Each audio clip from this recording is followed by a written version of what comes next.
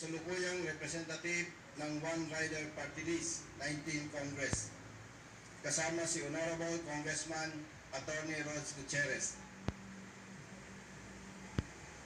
Ako po ay tatakbong senador sa darating na May 12, 2025 national election, independent.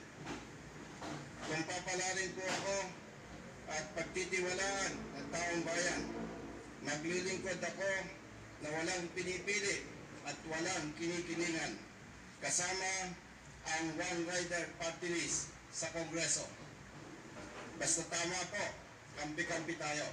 Maraming salamat. Question and answer. Question po. Sir, what made you decide to run for the Senate? This seems like, I don't know, for me, it seemed like a surprise kasi syempre, yung mga kandidato din, tumatakbo sila sa ilalim ng mga partido. So what made you decide to run for the Senate? Actually po, ilang days pa lang po na nag-decide ako with my family and with my party